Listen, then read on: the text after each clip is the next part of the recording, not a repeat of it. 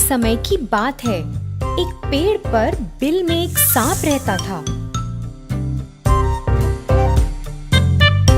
वो मेंढक, बतख और पंछियों को खाता था।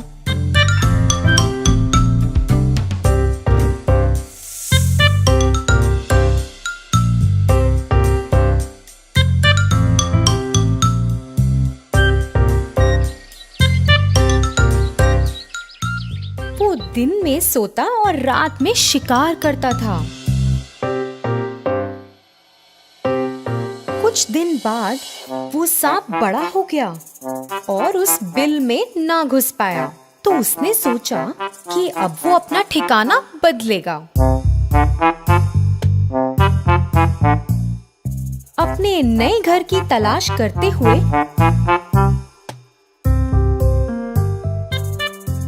उसे एक बरगद के पेड़ पर एक बड़ा सा बिल दिखा। उस पेड़ के नीचे चींटियों की पहाड़ी थी।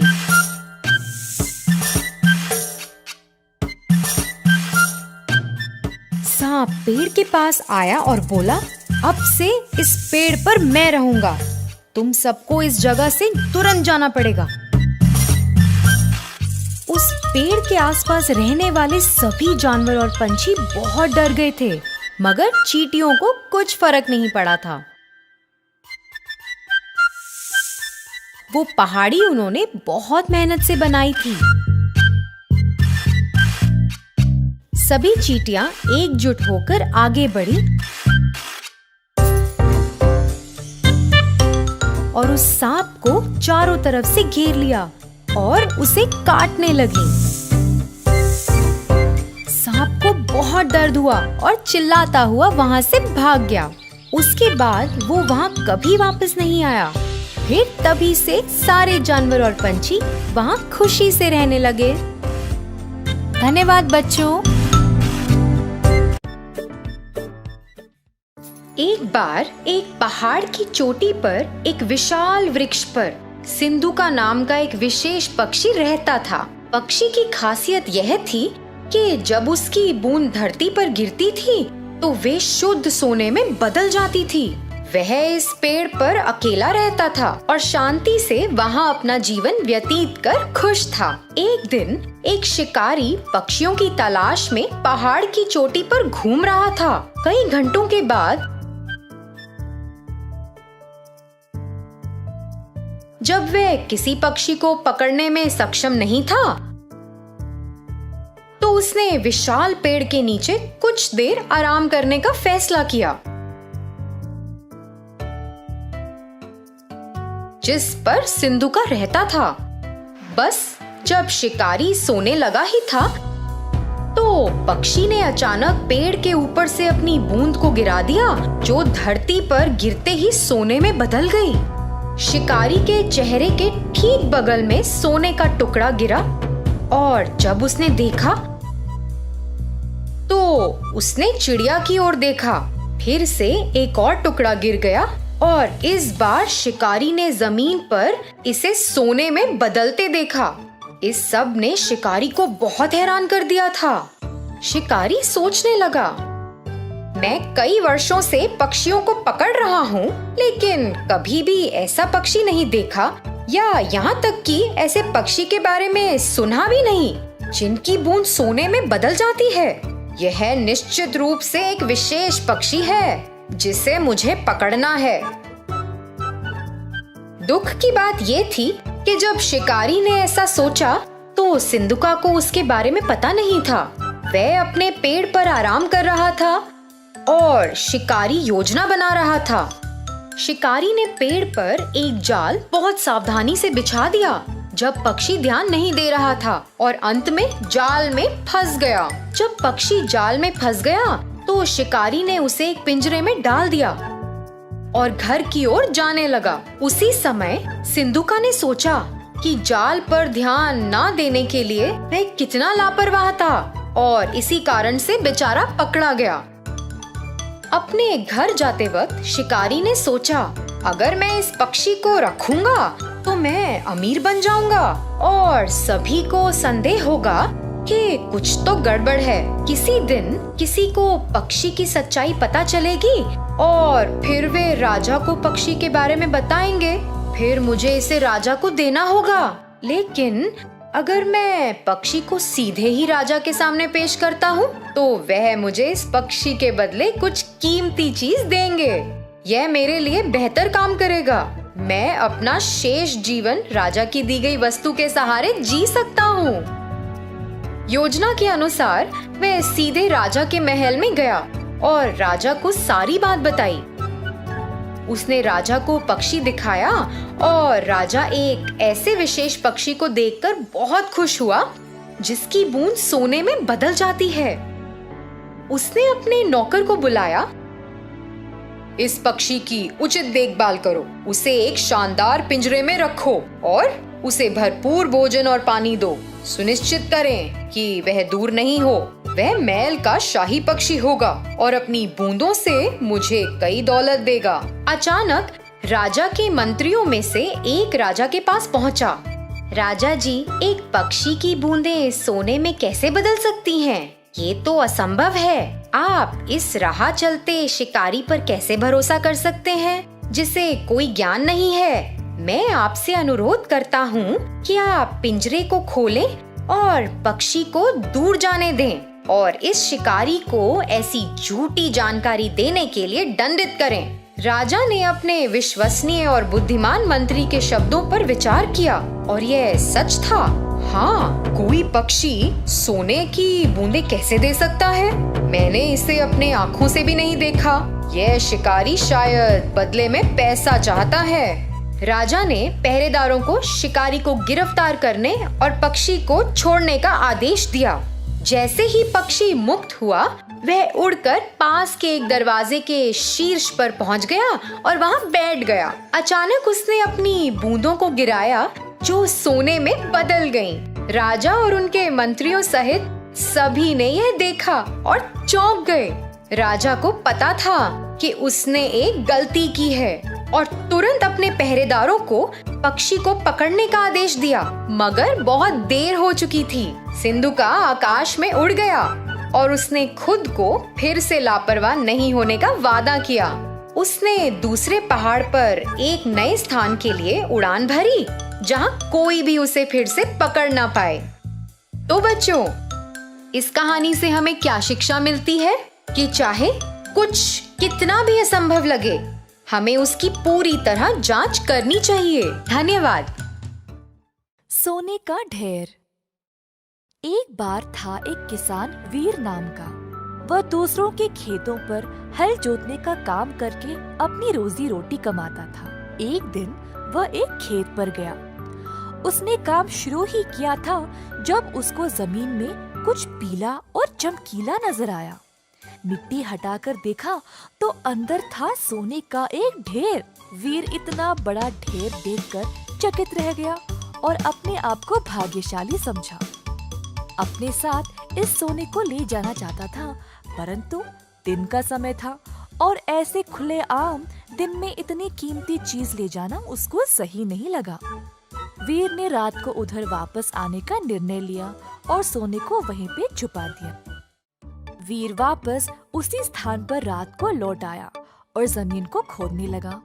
सोने के ढेर को रस्सी से बांध दिया ताकि उसको आसानी से खींच पाए, परंतु सोने का ढेर बहुत भारी था। वीर ने फिर उस ढेर को 4 समान हिस्सों में काटने का निर्णय लिया ताकि उसको आसानी से और सुरक्षित रूप से घर ले जा पाए। अपनी कुल्हाड़ी की मदद से वीर ने ढेर को 4 हिस्सों में काट दिया और अंत में वह सारा सोना आराम से ले पाया। सोने से वीर अब धनवान बन गया और कई संपत्ति भी प्राप्त कर ली। इस कहानी से हम ये सीखते हैं कि कोई भी कीमती वस्तु को बुद्धिमानी से संभालना चाहिए। चक्रधारक। एक दिन 4 ब्राह्मण वन के भीतर चल रहे थे। कुछ देर उनको एक आश्रम नजर आया। उस आश्रम में रहते थे योगी भैरवानंदा। चारों ब्राह्मण उस आश्रम की ओर गए। योगी जी बाहर निकलकर पूछे, कौन हो तुम लोग और यहाँ क्यों आए हो? गुरुजी, हमने आपकी अनोखी शक्तियों के बारे में सुना है। आपसे मिलकर हम धन्य हुए। क्या आप हमें भी अपने चमत्कार दिखाएंगे? ये ब्राह्मण अच्छे इरादे से यहाँ आए हैं। मुझे इनकी सहायता करनी चाहिए। योगी जी आश्रम के अंदर गए और 4 बेलचे लाकर ब्राह्मणों को सौंप दिया। ये बेलचे ले जाओ।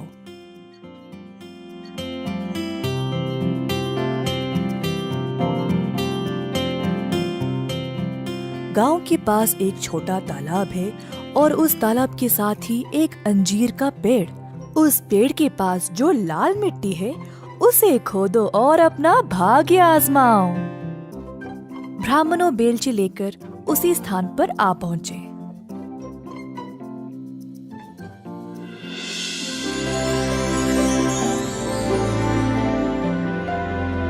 खोदते समय पहले वाले को एक तांबे की चट्टान मिली। ओह ओह, कमाल है, तांबे की चट्टान। चलो वापस चलकर इसको आपस में बांट लें।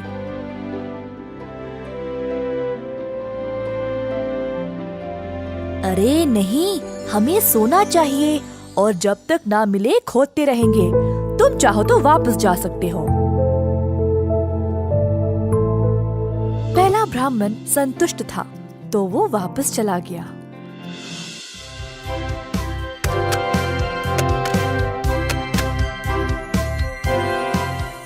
ओह ईश्वर, चांदी! मैं बहुत भाग्यशाली हूँ। चलो इसको आपस में बांट लें। शायद योगी जी इसी खजाने के बारे में बात कर रहे थे।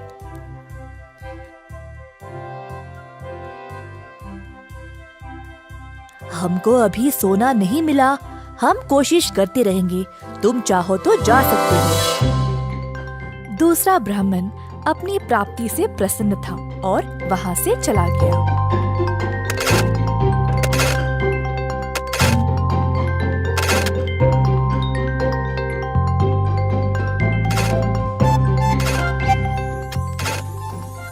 देखो, सोना मिल गया। चलो इसको भोरी में भर के ले जाएं। अरे ना ना, लगता है ये कोई विशेष जगह है। पहले तांबा, फिर चांदी, फिर सोना। अगर मैं और कोशिश करूं तो शायद मुझे हीरे मिल जाए। तुम जा सकते हो, मैं हीरे लेके ही वापस आऊंगा। इतने लालची भी मत बनो, अब अंत में कुछ नहीं मिलेगा। हमको इतना सब कुछ तो मिला है पहले ही। चलो चलते हैं। ना, मैं तो हीरे लेके ही आऊंगा, देख लेना। चौथा ब्राह्मण खोदता ही रहा, थक गया और देर भी हो चुकी थी, परंतु ब्राह्मण ने खोदना बंद नहीं किया। खोदते खोदते जमीन में एक बड़ा सा सुराख बन गया और अचानक से ब्राह्मण उसी में फिसल गिर पड़ा। खुद को उसने कोई अलग सी जगह में पाया। ऊपर उठा तो उसने एक आदमी को देखा जिसके सर पर एक चक्र घूम रहा था। ब्राह्मण हैरान रह गया। तुम कौन हो और यहाँ क्या कर रहे हो? और ये तुम्हारे सर पर चक्र क्या है? ब्राह्मण के ऐसा पूछते ही वो चक्र अब उसी के सर पर आ गया और घूमने लगा। ये क्या है? इस चक्र को मुझसे दूर करो। मैं कुछ नहीं कर सकता, ये सब ईश्वर के हाथ में है। इधर लालची लोग गिरते हैं। अब तुमको इस खजाने की रक्षा करनी पड़ेगी। तुम्हें ना भूख होगी, ना प्यास, और ना ही तुम्हारी उम्र बढ़ेगी। मृत्यु से भी मुक्त रहोगे। पहले ये बताओ, मैं इस चक्र से मुक्त कैसे हो जाऊं? लालची लोग जब ज्यादा खोदने लगते हैं तो वे इधर गिर पड़ते हैं। कोई और तुम्हारी तरह इधर गिरेगा। अरे नहीं, इतनी बड़ी जिम्मेदारी, मैं इस चक्र का भार बर्दाश्त नहीं कर सकता। ये कब से तुम्हारे सिर पर था? नहीं पता। मैं कई वर्ष पहले यहाँ आया था जब महाराज राम का राज चल रहा था। मुझे तांबा, चांदी और सोना भी मिला, परंतु हीरों की लालच में मैं भी फिसल गिर पड़ा। बस मेरे पास बोलने के लिए और कुछ नहीं है।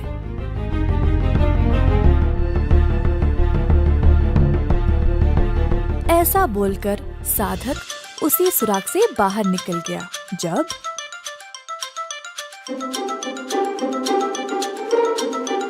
वो तो यही खोद रहा था, पता नहीं कहाँ रह गया।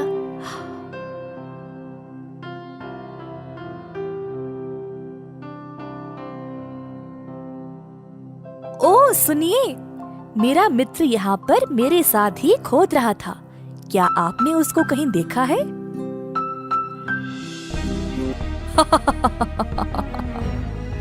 साधक हंसने लगा और तीसरे ब्राह्मण को सारी घटना सुनाई।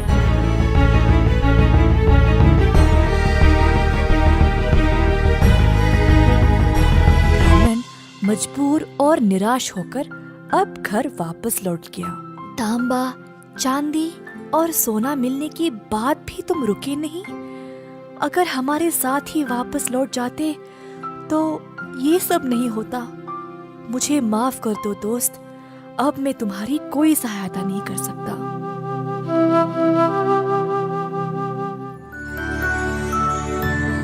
लालची दोस्त।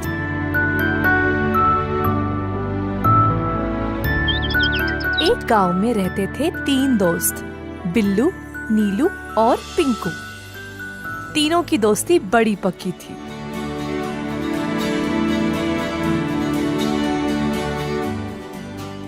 बिल्लू और नीलू बहुत चतुर लड़के थे। कोई भी काम 2-3 बार सोच समझकर करते थे। दूसरी ओर पिंकू थोड़ा लापरवाह था।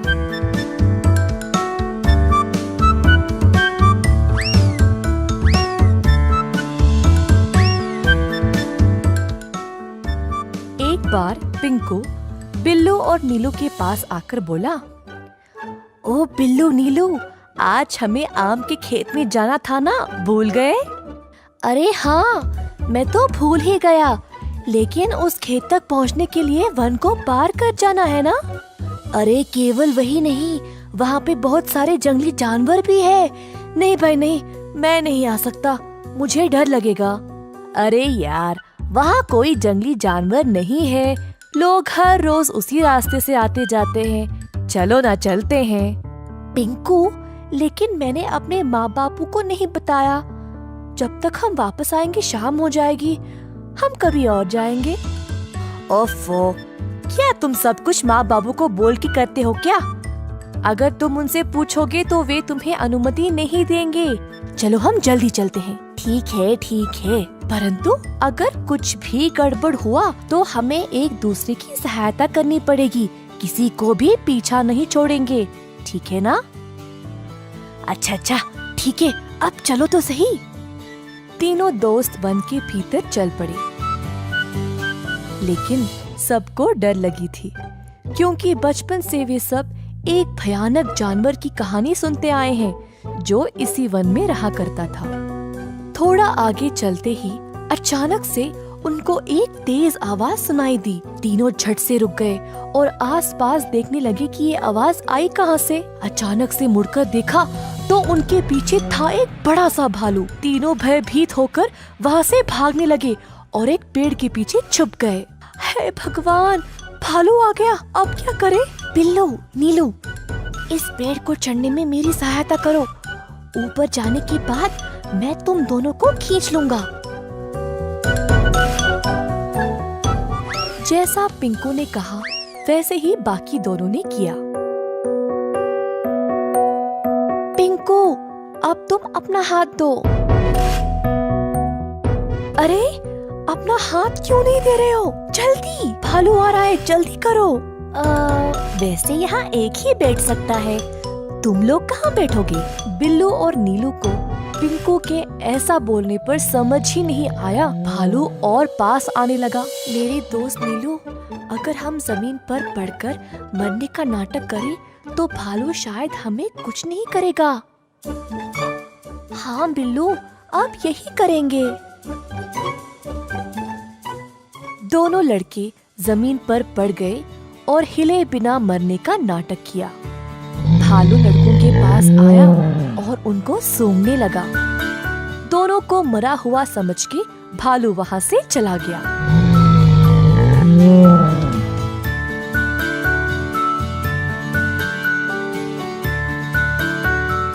अरे वाह, तुम दोनों ने अच्छे से भालू से छुटकारा पा लिया।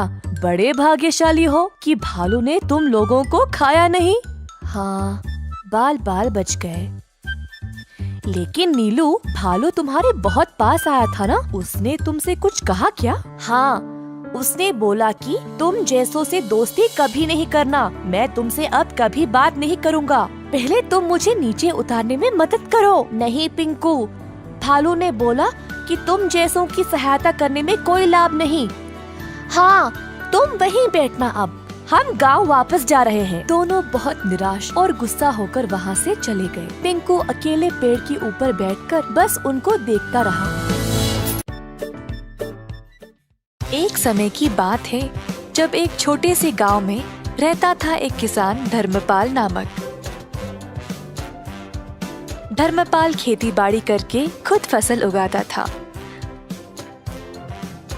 उसके पास कुछ पशु भी थे, जैसे मुर्गी, सूअर, बकरा और एक बड़ी सी गाय जिसको वो बहुत ज्यादा पसंद करता था।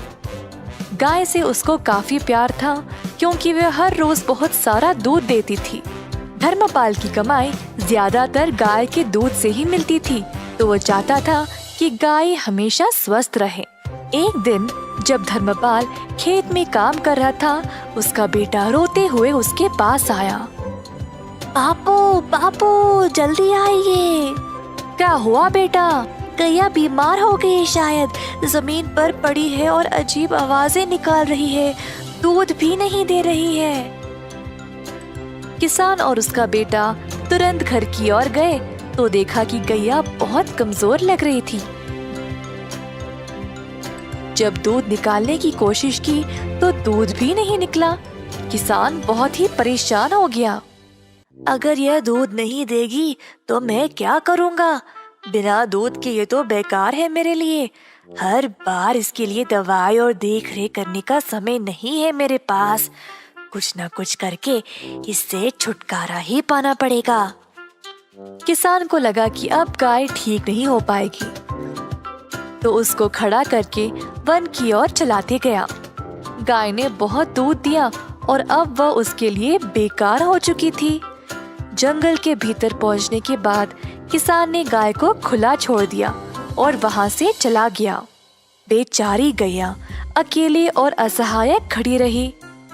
थोड़ी देर बाद गाय जंगल से डरने लगी और वहां से निकलने का रास्ता ढूंढने लगी। अपनी हिम्मत जुटाकर चलने लगी। बहुत देर बाद आखिरकार वह खुली जगह पर पहुंच गई, पर उसको पता ही नहीं था कि वह कहाँ आ गई।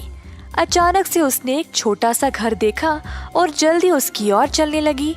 घर तक पहुंचते ही वह थकावट से बेहोश गिर पड़ी दरवाजे के पास। यह एक गरीब आदमी मधु का घर था। सुबह सवेरे मधु बाहर आया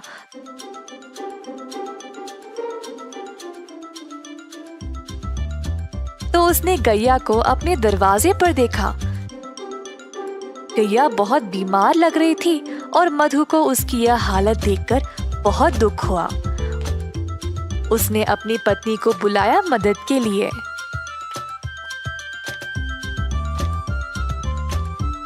हो, सुनती हो, यह बेचारी गैया बहुत बीमार है, इसका ख्याल रखना पड़ेगा।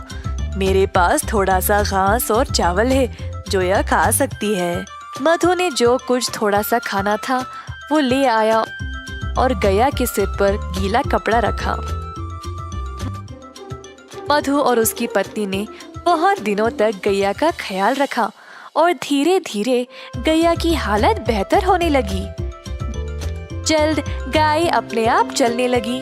मधु गैया से बातें करता था, रोज उसको खिलाते हुए। गैया को भी मधु से बहुत लगाव हो गया। एक दिन जब मधु घर के बाहर सफाई कर रहा था, गैया उसके सामने आ गई। अपना पैर जमीन पर पटका और मजबूती से खड़ी हो गई। पहले मधु को समझ नहीं आया, फिर उसको लगा कि शायद वो दूध देना चाहती है। मधु ने एक मटका लाया और गाय से दूध निकालने लगा। इतना सारा दूध देखकर मधु खुशी से झूम उठा। जल्दी वह अपनी पत्नी को दिखाया, देखो क्या हुआ, आज गौ माता ने दूध दिया है। हम इसको बेचकर अच्छा पैसा कमा सकते हैं। ये तो कमाल हो गया जी, प्रभु ने हमारी प्रार्थना सुन ली। ठीक है, आप जल्दी बाजार जाइए और इसको बेचकर पैसे ले आइए। आज रात हम घर पे दावत करेंगे। तो मधु गया बाजार और दूध बेचकर अच्छा पैसा कमाया।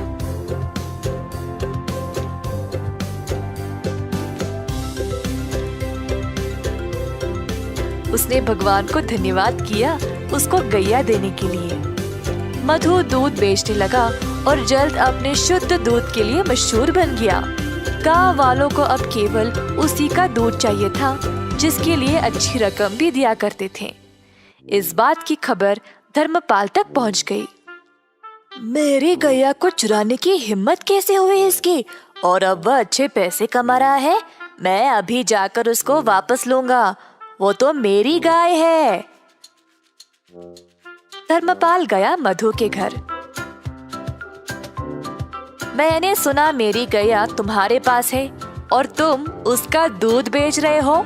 ये तुम्हारी नहीं है, दे दो मुझे वापस। यह सच नहीं है, गाय बहुत बीमार थी और मरने वाली थी। तुमने इसका ख्याल नहीं रखा, पर मैंने इसको ठीक किया है, तो यह मेरी है। तुम गाय को वापस नहीं ले सकते। मैं चुपचाप नहीं बैठने वाला, ग्राम प्रधान के पास जाकर उनसे बात करूंगा। अब वही फैसला करेंगे। तो दोनों आदमी ग्राम प्रधान के पास जाकर अपनी समस्या सुनाई। तो यह है तुम लोगों की समस्या। यह तो बहुत आसान है, मैं हल कर दूंगा, चिंता ना करो। धर्मपाल को लगा अब वह जीत ही गया। उसको पता था कि वही गाय का असली मालिक है, तो बस उसी का नाम सुनने का इंतजार करता खड़ा रहा। तुम दोनों गाय के दाएं और बाएं खड़े हो जाओ। तो दोनों इसी प्रकार गाय के आजू बाजू में खड़े हो गए। कुछ देर तक सब चुपचाप थे। अचानक से गाय अपनी जगह से हिली और मधु के पास आकर खड़ी हो गई। अतः ग्राम प्रधान ने यह निर्णय लिया कि गाय मधु की ही है, क्योंकि उसी ने उसको प्यार दिया और उसको अच्छे से ख्याल रखा। अब गैया ने अपना मालिक खुद चुना है, तो मैं इसकी इच्छा टाल नहीं सकता। मधु, ले जाओ अपनी गाय को। मधु बहुत खुश हो गया और गैया को अपने घर ले चला। धर्मपाल निराश होकर पछताने लगा कि उसने गैया को पहले जाने ही क्यों दिया था। इस कहानी से हम यह सीखते हैं कि कठिन समय में अपने वरदान को ऐसे ही जाने ना दें। आपके पास जो है उसको हमेशा महत्व दें।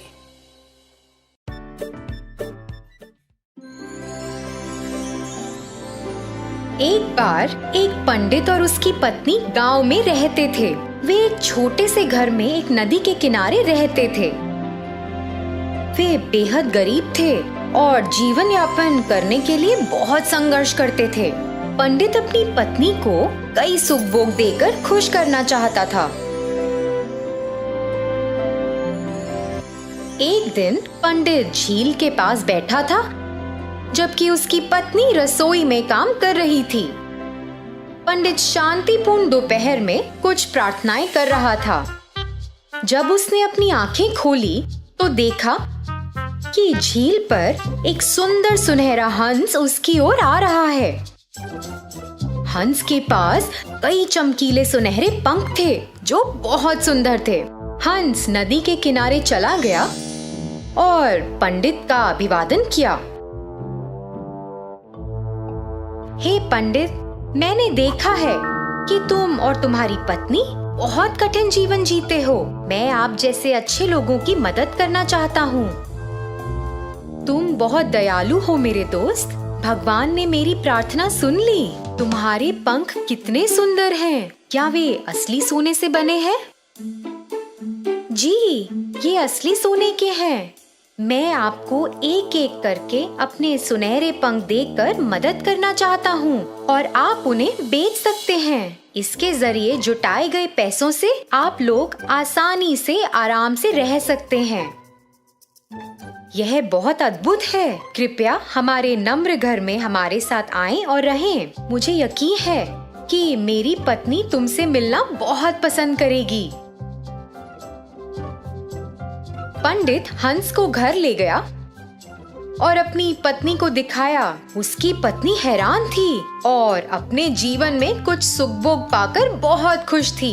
पत्नी ने तुरंत पूछा, क्या आप हमें अभी एक पंख दे सकते हैं ताकि हम इसे देख सकें और इसे धारण कर सकें? हंस ने एक पंख निकाला और उसे पंडित की पत्नी को दे दिया। फिर उसने उसे कहा कि वह एक बार में एक से अधिक ना ले, क्योंकि यह सही नहीं होगा। हंस पंडित और उसकी पत्नी के साथ रहने लगा। हर दिन उसने उन्हें एक पंख दिया और इस परेशानी के समय में बहुत मदद की। हंस चारों ओर उड़ता और उसे ऐसे देखना तो एक हंसी नजारा था। पंडित और उसकी पत्नी बहुत खुश थे और उन्होंने पैसे के लिए पंख बेचना शुरू कर दिया था। एक सुनहरे पंख ने उन्हें पर्याप्त पैसा दिया। पंडित अक्सर अपनी पत्नी को याद दिलाता था कि वे इस उपहार को पाकर बहुत भाग्यशाली हैं और उन्हें इसका दुरुपयोग कभी नहीं करना चाहिए। कई दिन बीत गए और एक दिन पंडित पंख बेचने के लिए बाजार गया। पत्नी घर में खाना बना रही थी जबकि स्वर्ण हंस कोने में सोया हुआ था। अचानक पंडित की पत्नी को एक विचार आया, यह हंस हमारे साथ कब तक ऐसे रहेगा? हमें तो बस इसके पंखों की जरूरत है, लेकिन इस प्रक्रिया में हमें इसे खिलाना है, स्नान कराना है और इसकी देखभाल भी करनी है। हम इस हंस पर भरोसा नहीं कर सकते। ये तो यहाँ से दूर जा भी सकता है और फिर कभी वापस नहीं आया तो हम फिर से गरीब हो जाएंगे। यदि मैं सभी पंख ले लूं तो क्या बुरा होगा? उसके सोते हुए मैं जल्दी से इसके सारे पंख निकाल लूंगी। हमें अपने जीवन में एक भी दिन काम नहीं करना पड़ेगा। हम पंखों को सुरक्षित रूप से संभाल कर रख सकते हैं और जब मन चाहे इस्तेमाल भी कर सकते हैं। पत्नी धीरे धीरे हंस के पास गई और उसे पकड़ लिया। हंस भयभीत हो गया। पत्नी पंख खींचने की कोशिश करने लगी और हंस खुद को मुक्त करने के लिए संघर्ष करने लगा। मुझे तुम्हारी हालत की परवाह नहीं है। मैं तुम्हारे सभी पंख मिलने तक का इंतजार नहीं कर सकती। अरे तुम ऐसा क्यों कर रही हो, मूर्ख औरत? मैं तुम्हारी और तुम्हारे परिवार की मदद करने की कोशिश कर रहा था। तुम एक लालची महिला हो और तुम जीवन के सुख भोग के लायक नहीं हो, क्योंकि तुम उनका दुरुपयोग करोगी। तुम्हारे पति तो तुम्हारे लिए सबसे अच्छा चाहते थे, लेकिन अब तुम अपना अवसर खो चुकी हो। मेरी इच्छा के अनुसार मैं तुमको स्वर्ण पंख देता रहा। अब मुझे लगता है कि तुम्हारी मदद करने की कोई आवश्यकता नहीं है। अब मेरे पंख तुम्हारे लिए बस एक पक्षी के पंख से ज्यादा कुछ भी नहीं है। मैं इस जगह से जा रहा हूँ और कभी वापस नहीं आऊंगा। हंस ने वहाँ से निकलने के लिए संघर्ष किया और फिर उसने पंडित की पत्नी को जोर से चोंच मारा और खिड़की से बाहर उड़ गया। पंडित बस घर में घुसा ही था जब उसने हंस को उड़ते देखा। तुमने हंस के साथ क्या किया? जी, मुझे इसके सारे पंख चाहिए थे और यह मुझे लेने नहीं दे रहा था। मैंने तुम्हें उन्हें नहीं लेने के लिए कितनी बार कहा था। तुमने सब कुछ बर्बाद कर दिया है और अब हम बाकी के जीवन जीने के लिए फिर से गरीब होंगे। तो बच्चों, इस कहानी से हमें क्या सीख मिली? अतिरिक्त लालच से कुछ भी हासिल नहीं होता। धन्यवाद। एक छोटे से शहर में रघु नामक एक बड़ा व्यापारी रहता था। वह एक दयालु इंसान था। बहुत सारे लोग उसके घर आते जाते थे और सभी को उसकी मेहमानदारी पसंद थी।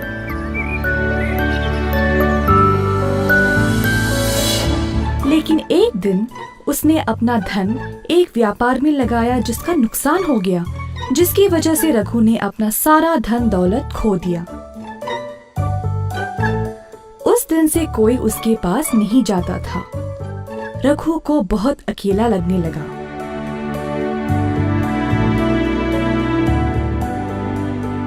पैसों के बिना मेरा कोई महत्व है ही नहीं, ऐसे कैसे जीऊं मैं? ऐसा सोचते सोचते रघु गहरी नींद में सो गया। उसने तब एक बहुत अच्छा सपना देखा। सपने में एक साधु ने उससे बोला, ओ रघु, तुम बहुत ही अच्छे इंसान हो, मैं तुम्हारी सहायता करूंगा। कल मैं तुम्हारे घर आऊंगा, फिर मेरे सिर को तुम एक लकड़ी से छूना और मैं सोने में बदल जाऊंगा। उस सोने का उपयोग करके अपनी परेशानियों से निकल जाओ।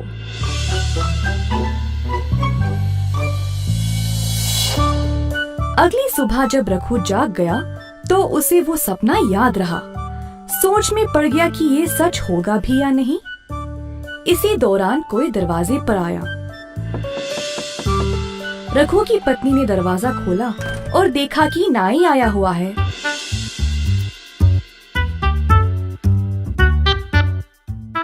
नाई अपने काम पे लग गया और रघु निराश होकर बैठा रहा।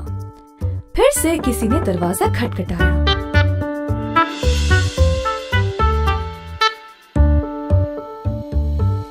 इस बार सच में एक साधु बाहर खड़ा था। रघु साधु को देखकर आश्चर्य रह गया।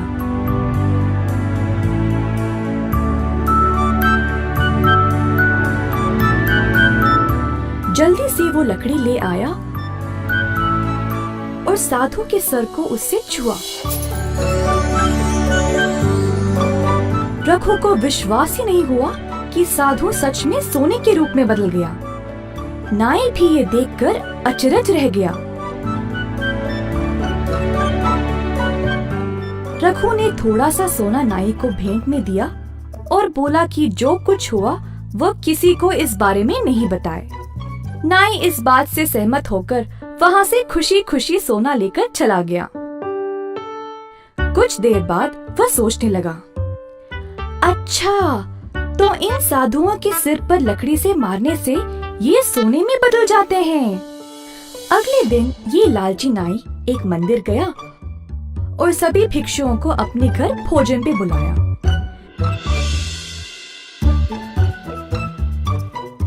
जब साधु उसके घर पहुंचे तो नाई ने सबको एक कमरे में बंद कर दिया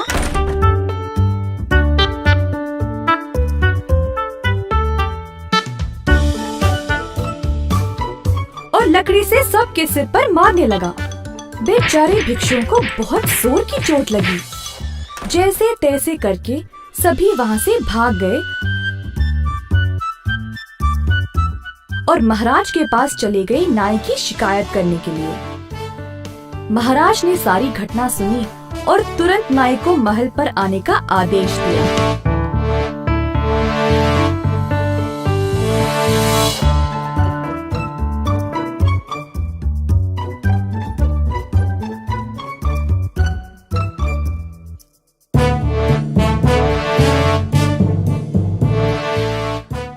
इन भिक्षुओं को क्यों मारा?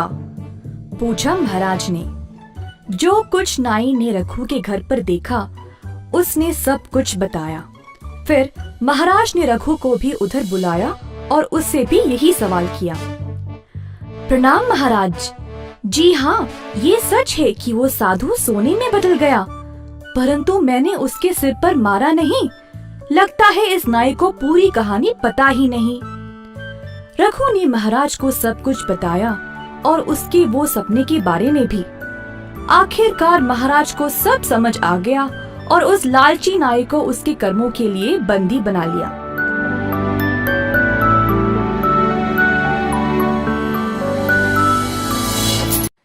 पैसों का महत्व।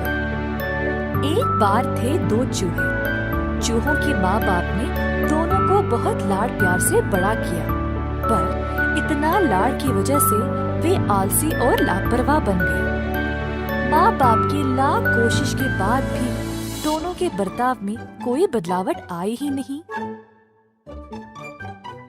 एक दिन पापा चूहे ने दोनों बच्चों को बुलाया और कहा, मुझे नहीं लगता कि तुम दोनों इस परिवार का ख्याल रख पाओगे। तुम दोनों में कोई प्रगति दिखाई नहीं दे रही है। दोनों चूहों को पापा के ऐसे कहने पर बुरा लगा। पापा, अपने आप को साबित करने के लिए हमें एक मौका दीजिए। ठीक है, तुम्हें एक मौका मिलेगा, पर मुझे बदलावट नजर आनी चाहिए। साबित करो मुझे कि तुम दोनों भी कमा सकते हो और जिम्मेदार बन सकते हो। चूहों ने पापा की बात मानी और फिर अपने रास्ते चल पड़े। अगले दिन दोनों चूहे नौकरी की खोज में घर से निकले। बहुत कोशिश करने के बाद भी उन्हें कोई ढंग की नौकरी मिली ही नहीं। अंत में उनको मजदूरी का काम मिला, जिसमें उनको सामान की बोरियां उठाना पड़ेगा।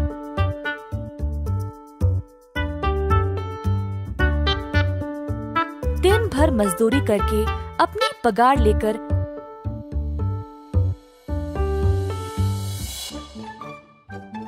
घर आके गर्व से अपने पापा के हाथ में दे दिया। पापा चूहा पैसे लिया और घर के पीछे वाले नदी में फेंक दिया। हर रोज चूहे मेहनत से काम करके पैसे लाते थे, पर पापा वही करते थे, पैसों को नदी में फेंकने का काम। एक दिन चूहों का सब्र टूट गया और पापा से पूछे, पापा, हम इतने मेहनत से कमाते हैं और आप हर रोज पैसों को नदी में फेंकते हो। हाँ, आप ऐसे क्यों करते हो? मुझे पता है कैसा लगता है जब हर रोज की मेहनत की कमाई ऐसे रद्दी होती है। अगर तुम दोनों सबसे पहले पैसों का महत्व जानोगे, तब ही खुद पे खुद जिम्मेदार बन जाओगे। दोनों चूहों ने उस दिन अपना सबक सीखा। जो भी काम हो उसको ध्यान से और सोच समझकर करना चाहिए। उस दिन से चूहों ने अपने परिवार का ध्यान रखा और सबको खुश रखने की कोशिश की। एक व्यापारी का था एक जिद्दी और अधार्मिक बेटा बिल्लू।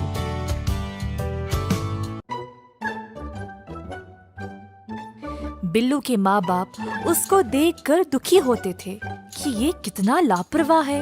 एक दिन बिल्लू की मैया उसे डांट डांट के थक गई थी।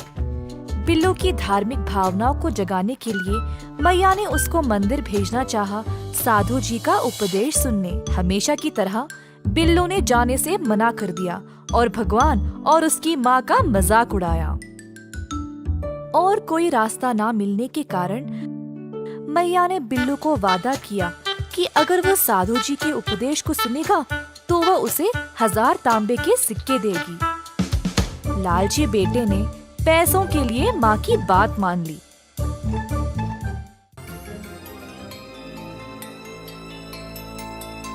प्रवचन के दौरान बिल्लू मंदिर में बैठा रहा। वह प्रवचन के खत्म होने का इंतजार कर नहीं पाया ताकि वह घर जाकर 1000 तांबे के सिक्के ले ले। साधु जी की शिक्षा सुनने के बजाय बिल्लू आराम से सो गया। अगली सुबह बिल्लू घर वापस आया और अपनी मैया से वो 1000 सिक्के ले लिए। उसने अपनी माँ को बोला कि वह व्यापार करने अब विदेश जाएगा। मैया ने उससे ना जाने की भीख मांगी, परंतु बिल्लू ने कुछ नहीं सुना। उस रात बिल्लू ने अपना सामान बांधा और जल यात्रा के लिए निकल पड़ा। वह बंदरगाह गया और एक नाव पर सवार हो गया जो विदेश के लिए निकल रही थी। बिल्लू अपने 1000 सिक्कों के साथ दुनिया देखने के लिए उत्सुक था। वह समुद्र की हवाओं में लंबी सांसें ले ही रहा था जब अचानक बिजलियां चमकने लगी। थोड़ी देर में हल्की हवाएं तेज तूफान में बदल गई। लोग इधर से उधर भाग रहे थे। नाव उलट पुलट हो रही थी और नाव का कप्तान सब कुछ काबू में रखने की कोशिश कर रहा था। बिल्लू डर से कांपने लगा क्योंकि वह कभी भी घर से इतना दूर नहीं रहा। अपनी जान के लिए वह रोने लगा।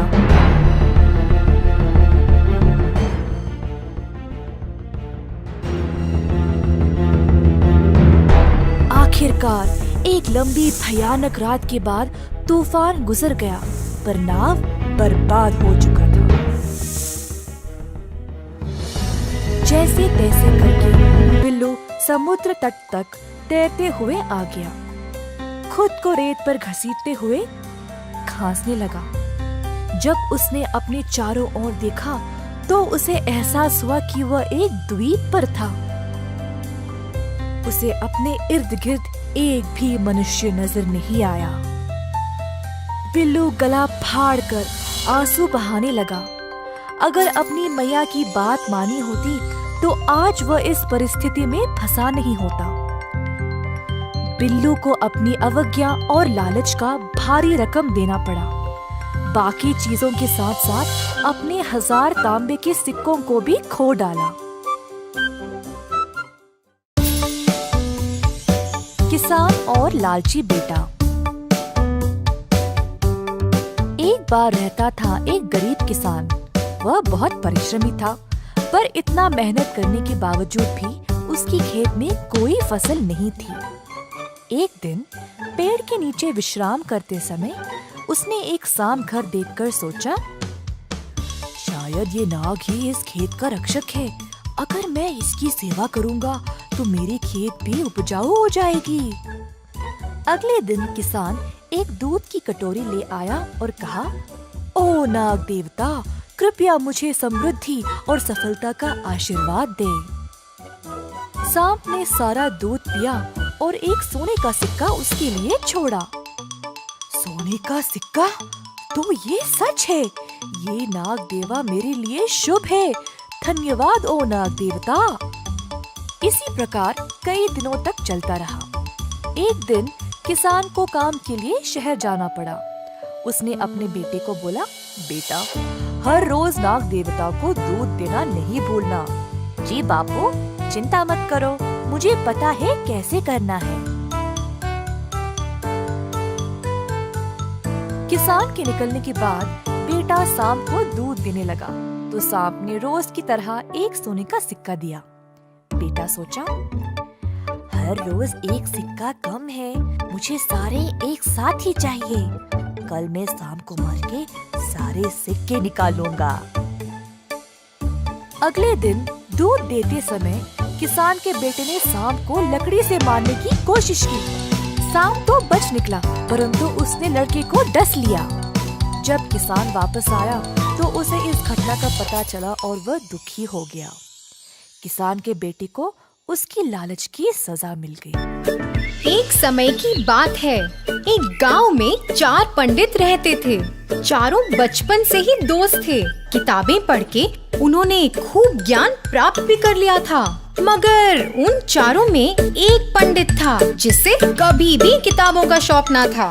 भाइयों, मुझे लगता है हमें अपने इस ज्ञान का सही उपयोग करना चाहिए। हमें शहर जाना चाहिए जिससे हम पैसा कमा सकें। हाँ, ये बहुत अच्छा सुझाव है, पर हमें हमारे साथ विट्ठल को लेकर नहीं जाना चाहिए। अगर वो हमारे साथ आया तो हमें कोई लाभ नहीं होगा। हाँ, एकदम सही बात बोले हो। अरे, तुम ऐसे कैसे सोच सकते हो? हम शुरू से ही साथ में रहे हैं। एक थोड़ा हिस्सा तो हम उसे दे ही सकते हैं। हाँ, ठीक है।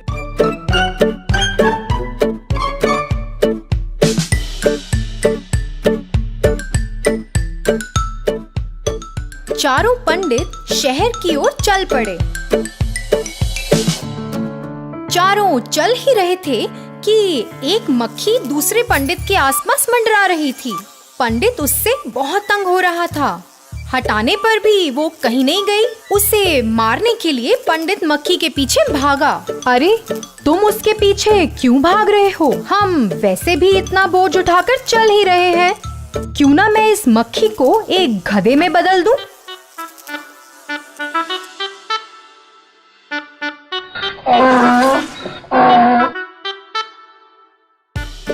हाँ हाँ, हम अपना सामान गधे पे चढ़ाकर आराम से यात्रा कर सकते हैं। एक गधा इतना बोझ नहीं उठा पाएगा, तो आप अपना सामान मुझे दे सकते हो। अगर तुम इतना बोझ उठाओगे तो सब लोग हमारे बारे में क्या सोचेंगे? नहीं नहीं, ये सही बात नहीं है। तुम्हें हमारे साथ लाने का हमारा सुझाव था, तो जैसा हम बोलेंगे तुम्हें मानना पड़ेगा। इस गधे को मैं एक बलवान जानवर में तब्दील कर दूंगा, एक बाघ में। क्या एक बाघ में तब्दील करोगे? नहीं नहीं, ये सही नहीं है। एक बाघ तो हमारे लिए एक बहुत बड़ी मुसीबत बन जाएगा। तुम मूर्ख हो, तुम्हें क्या पता? हम जैसा बोलेंगे भाग वैसा ही करेगा। तुम बीच में मत पड़ो। तुम विट्ठल की मत सुनो, उसे इस बारे में कोई ज्ञान नहीं है। हाँ, हमने वैसे भी बहुत समय बर्बाद कर लिया है। अगर एक बाघ हमारे साथ हमारा बोझ उठा कर चलेगा तो सब लोग हमारी वाहवाही तो करेंगे। इसी दौरान उन तीनों पंडितों ने उस गधे को एक बाघ में बदल दिया और तभी विट्ठल तो झट से पेड़ पर चढ़कर बैठ गया। जो गधे से बाघ में तब्दील हुआ वो तो एक खूंखार जंगली जानवर था और फिर उसने तीनों पंडितों पर हमला बोल दिया।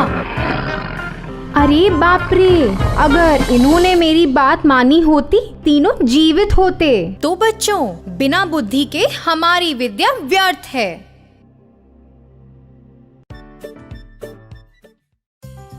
एक जमाने में एक शहर में रहते थे एक डॉक्टर। वे एक अति उत्तम और दयालु डॉक्टर थे और अपने काम में भी बहुत अच्छे थे। सारे गांव वाले उन्हें बहुत पसंद करते थे और लोगों की मदद करने के लिए हर कोई उन्हें बहुत सम्मान भी करता था। एक बार देर रात को बाहर बहुत तेज बारिश हो रही थी और डॉक्टर के दरवाजे पर किसी ने दस्तक दी। जब डॉक्टर ने दरवाजा खोला, उन्होंने देखा एक आदमी पूरी तरह भीगा हुआ था और कांप रहा था। श्रीमान, आप कौन हैं? इतनी बारिश में बाहर क्या कर रहे हैं? कृपया मेरी मदद करें। मेरा घर यहाँ से बहुत दूर है और मैं बहुत बीमार महसूस कर रहा हूँ। मैं बहुत कमजोर हो गया हूँ। मुझे नहीं लगता कि मैं घर पहुँच पाऊंगा। कृपया मुझे आज रात यहीं रहने दें और मेरा इलाज करें। अंदर आ जाइए, आप आज रात यहाँ विश्राम कर सकते हैं।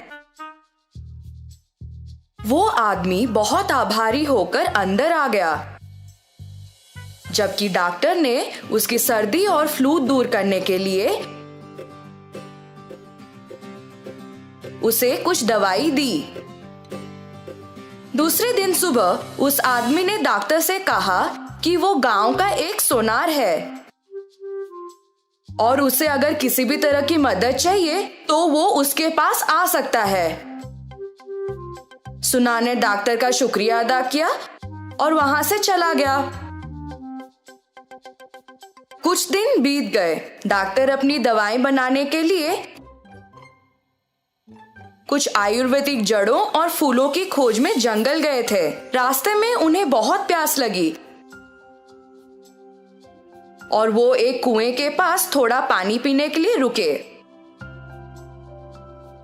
पानी पीते वक्त उन्होंने मदद की पुकार में कुछ आवाजें सुनी। जब उन्होंने थोड़ी दूर देखा तो एक विशाल पेड़ जमीन पर गिर गया था। ऐसा लगा कि उस पेड़ के पास से मदद के लिए आवाज आ रही थी, इसलिए वे उस पेड़ की ओर भागे।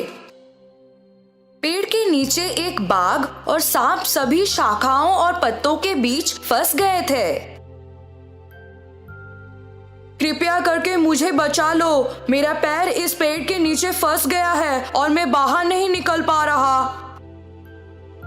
कृपया मेरी भी मदद करें, मैं सभी शाखाओं में फंस गया हूँ और अपना रास्ता नहीं बना पा रहा हूँ। डॉक्टर जंगली जानवरों से थोड़ा भयभीत थे और मदद करने के लिए हिचकिचा रहे थे। चिंता मत करो, मैं तुम्हें नुकसान नहीं पहुंचाने का वादा करता हूँ। डॉक्टर ने बाघ पर यकीन कर लिया और पेड़ को उठा लिया। बाघ आजाद हो गया और डॉक्टर को उसकी मदद करने के लिए धन्यवाद कहा। यदि तुम्हें कभी किसी सहायता की जरूरत हो तो मुझे मदद के लिए पुकारना और मैं तुम्हें बचाने आ जाऊंगा। डॉक्टर ने बाघ को धन्यवाद कहा और सांप को बाहर निकालने लगे। जब सांप आजाद हो गया तो उसने भी डॉक्टर का शुक्रिया अदा किया और वही बोला, आपने मेरी जान बचाई है और मैं भी आपका एहसानमंद हूँ। यदि आपको कभी किसी सहायता की जरूरत हो तो मुझे बुलाएं और मैं आपकी मदद करने आ जाऊंगा। बाघ और सांप चले गए और डॉक्टर वापस घर आ गए। कुछ दिन बीत गए और डॉक्टर दवा बनाने के लिए जड़ों और जड़ी बूटियों को इकट्ठा करने के लिए फिर से जंगल गए। अचानक उन्होंने एक तेज आवाज सुनी और एक तेंदुए द्वारा हमला किए जाने वाले थे। डॉक्टर को कोई और भी शक्तिशाली प्राणी की जरूरत थी। उन्हें बाघ का वादा याद आया और उसे मदद के लिए पुकारने लगे, बाघ, बाघ बचाओ मुझे। बाघ ने डॉक्टर की पुकार सुनी और दौड़ते हुए उन्हें बचाने के लिए आया। उसने तेंदुए को डराकर वहां से भगा दिया। बाघ ने डॉक्टर को उसकी गुफा में आने का न्योता दिया और कहा कि उसे बहुत खुशी हुई कि उन्होंने उसे मदद के लिए पुकारा।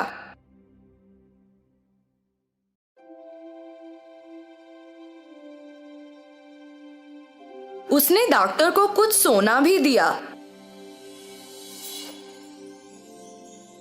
जो उसे जंगल में मिला था और उसके साथ व्यापार करने के लिए कहा। जैसे ही डॉक्टर बाघ के गुफा से निकले, उन्हें सोनार के वादे के बारे में याद आया और वो गांव चले गए।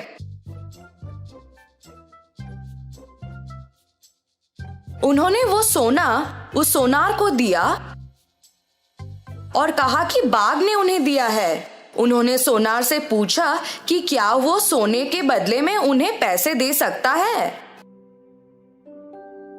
सोनार ने वो सोना पहचान लिया कि वो सोना राजा के बेटे का था। राजकुमार एक दिन शिकार करने निकले थे पर कभी वापस नहीं आए।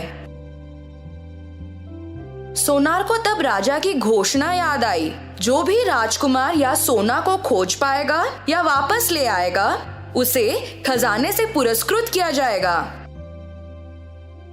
सोनार ने डॉक्टर को इंतजार करने को कहा, यह बोलकर कि वो सोने का गुण परखना चाहता है।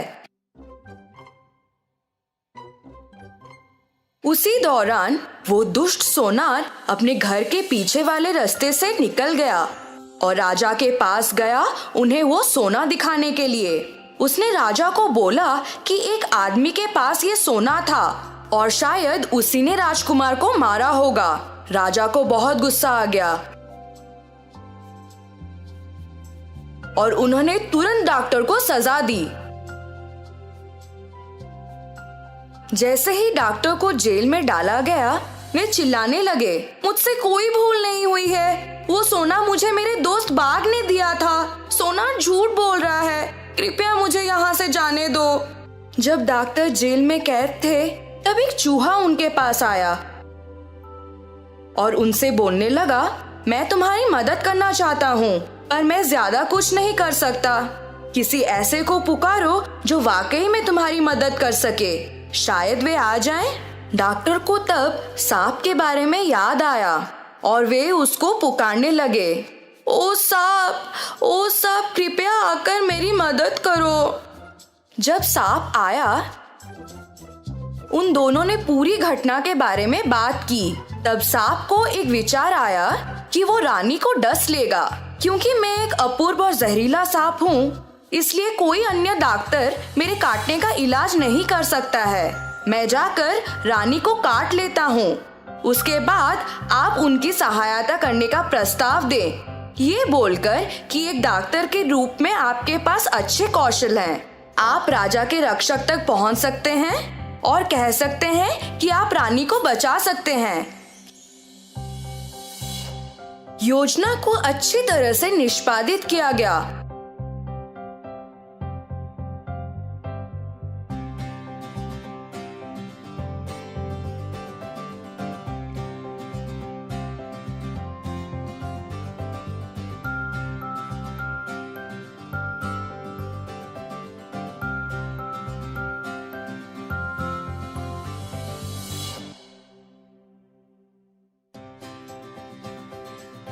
और राजा डॉक्टर से बहुत खुश हो गया। उन्होंने डॉक्टर से कहा कि उन्हें जो भी प्रसन्न हो वो उसकी मांग करें।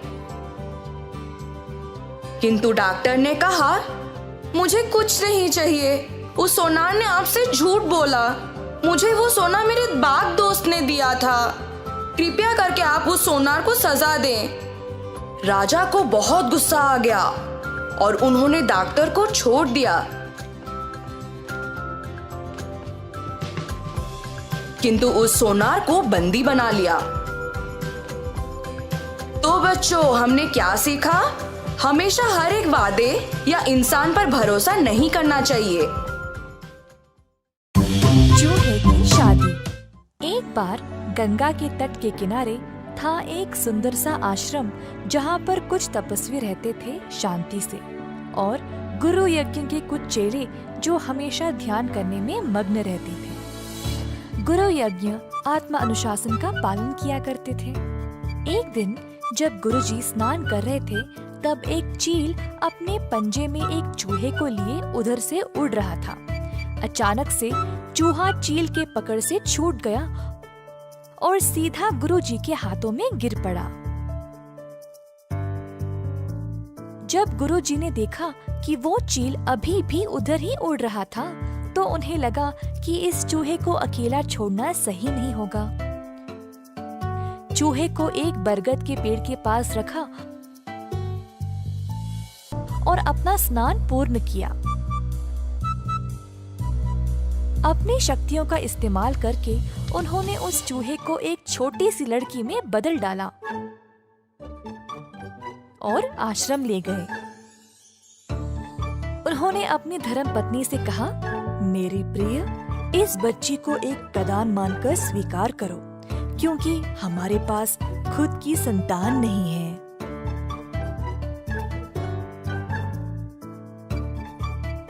तो छोटी लड़की आश्रम में रहने लगी गुरुजी के ख्याल में।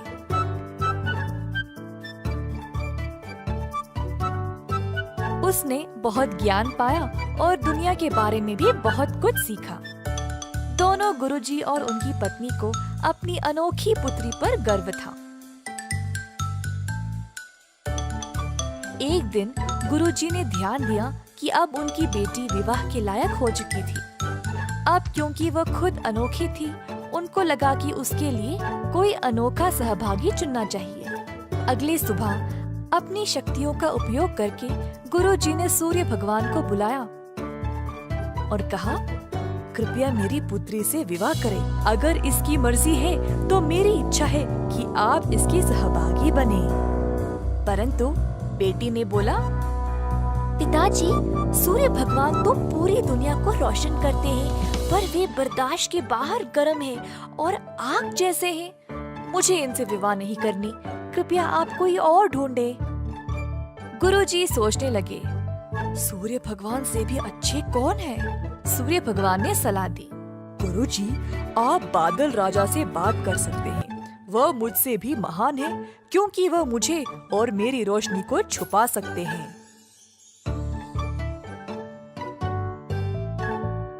तो गुरुजी ने अब बादल राजा को बुलाया और कहा, अगर मेरी पुत्री की इच्छा है तो आप कृपया उसका हाथ विवाह में स्वीकार करें। परंतु बेटी ने फिर से कहा, पिताजी, बादल राजा बहुत ही अंधेरे, गीले और ठंडे हैं। मुझे इनसे शादी नहीं करनी। कृपया किसी और को ढूंढे। गुरुजी सोचने लगे, अब बादलों के राजा से भी महान कौन है? बादल राजा ने सलाह दी, गुरुजी, आप वायु राजा से बात करें। वे मुझसे भी महान हैं, क्योंकि वे मुझे उड़ा सकते हैं। तो गुरुजी ने अब वायु राजा को बुलाया। अगर मेरी पुत्री की इच्छा है तो आप कृपया उसका हाथ विवाह में स्वीकार करें। परंतु बेटी ने कहा, पिताजी, वायु राजा बहुत ही बेचैन और तेज है, हर समय दिशा बदलते रहते हैं, मुझे इनसे शादी नहीं करनी, आप किसी और को ढूंढे। गुरुजी फिर से सोच में पड़ गए। अब वायु राजा से भी महान कौन है? वायु राजा ने सलाह दी, गुरुजी, आप पर्वत महाराज से बात कर सकते हैं, वे मुझसे भी महान हैं, क्योंकि वे मुझे रोक सकते हैं। तो गुरुजी ने अब पर्वत महाराज को बुलाया और कहा, अगर मेरी पुत्री की इच्छा है तो आप कृपया उसका हाथ विवाह में स्वीकार करें। पर बेटी फिर से बोल उठी, पिताजी, पर्वत महाराज बहुत ही सख्त और कठोर है, वह एक ही जगह रहते हैं, मुझे इनसे शादी नहीं करनी, कृपया आप किसी और को चुने। गुरुजी सोचने लगे, अब पर्वत महाराज से भी महान कौन है? पर्वत महाराज ने सलाह दी, क्यों ना आप चूहे के राजा से बात करें, वह मुझसे भी महान है, क्योंकि वे मुझ में भी छेद बना सकते हैं।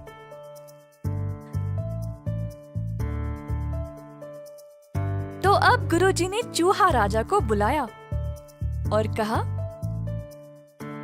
अगर मेरी पुत्री की इच्छा है तो आप कृपया उसका हाथ विवाह में स्वीकार करें। जब बेटी चूहे राजा से मिली तो वह बहुत प्रसन्न हो गई और शर्माते हुए अपनी रजामंदी दे दी। अब अंत में गुरुजी अपनी शक्तियों का उपयोग करके अपनी बेटी को वापस एक सुंदर चूही में बदल डाला, ताकि वह अपने विवाहिक कर्तव्यों को निभा सके। अंततः गुरुजी की बेटी का विवाह हो गया। किसी ने सही कहा था, जो जन्मजात है वह कभी नहीं बदल सकता। कई साल पहले द्वैता नामक एक वन में रहती थी एक चालाक लोमड़ी।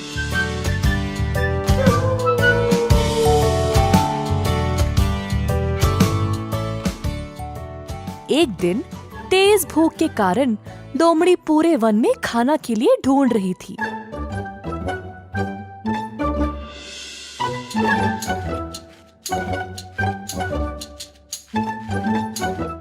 अंत में उसको एक मरी हुई जंगली भैंस मिली।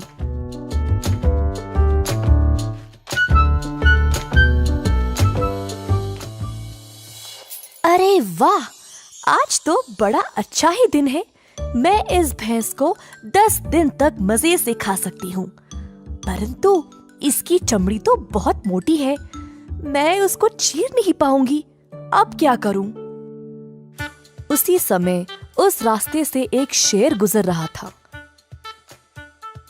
शेर को देखते ही लोमड़ी बोली, मेरे प्रभु, आप सही समय पर आए हैं, आइए हम दोनों इस जंगली भैंस का मांस साथ साथ खाएंगे। क्या तुम्हारा दिमाग खराब है? तुम्हें पता नहीं तुम किससे बात कर रही हो? मैं इस जंगल का राजा हूँ और मैं केवल खुद से किया गया शिकार का मांस खाता हूँ, तुम्हें इतना भी नहीं पता? ऐसा कहकर शेर वहाँ से चला गया। कुछ समय बाद वहाँ एक बाघ आया। लोमड़ी सोचने लगी, ओफो, अगर ये बाघ इधर आया तो सब कुछ खा जाएगा और मेरे लिए कुछ नहीं बचेगा। कुछ भी करके इसको यहाँ से भगाना पड़ेगा।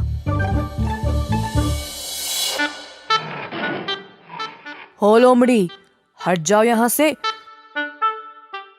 मुझे पता चला कि इधर एक जंगली भैंस है। चलो अब यहाँ से जाओ, ये भैंस अब मेरा है। जी, जैसा आप कहें, आपने सही सुना, परंतु इस भैंस को शेर जी ने मारा है और मुझे यहाँ रखवाली के लिए ठहरने को बोला। वे किसी भी समय वापस आते होंगे, तो मैं यहाँ से चली जाऊं? क्या ये भैंस शेर जी का शिकार है? उनका शिकार खाने से बेहतर है मैं भूखा ही रहूं। ऐसा कहकर बाघ भी वहां से चला गया। कुछ देर बाद वहाँ एक चीता आया। लोमड़ी जी, क्या आपने इस भैंस को मारा है? मुझे बहुत भूख लगी है मेरे दोस्त, थोड़ा मांस मैं भी खा लूं। मैं तुम्हारी भूख समझ सकती हूँ दोस्त, परंतु ये भैंस शेर जी का शिकार है और मैं यहाँ केवल एक रखवाली हूँ। वह किसी भी समय वापस आते होंगे। एक काम करती हूँ, तुम मांस खाना शुरू करो। शेर जी जब पास आएंगे तब मैं जोर से चिल्लाऊंगी, तुम उसी समय भाग जाना। धन्यवाद मेरी दोस्त, इस जंगल में तुम जैसों की हमें बहुत आवश्यकता है। चीता भैंस की चमड़ी को चीरने लगा। उसी समय लोमड़ी चिल्लाने लगी, भागो मेरे दोस्त भागो, शेर आ रहा है। ये सुनकर चीता वहां से तुरंत भाग गया। अब आराम से लोमड़ी ने पेट भर के अकेले अकेले मांस के मजे लिए।